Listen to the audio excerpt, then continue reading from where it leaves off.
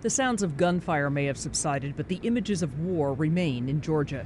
In the port city of Poti, Georgian troops sit handcuffed and blindfolded on Russian vehicles. The convoy moves out. No word on where the prisoners were taken. Along for the ride, U.S. military Humvees towed by Russian vehicles, equipment that had been used in earlier U.S.-Georgian military exercises.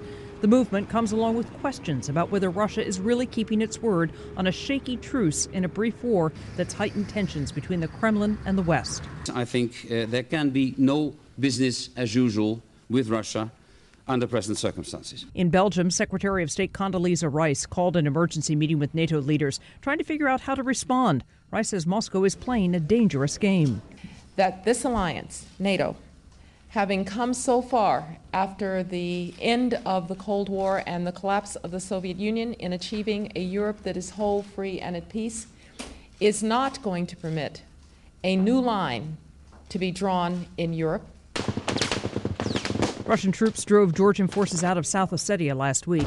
The ceasefire requires both sides to return to positions held before the fighting began. But some are questioning whether Russian forces are withdrawing at all.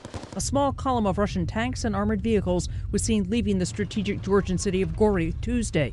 But elsewhere, Russian troops still man checkpoints and show few signs of packing up.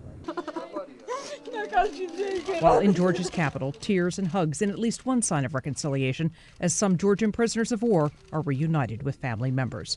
Diane Kepley, The Associated Press.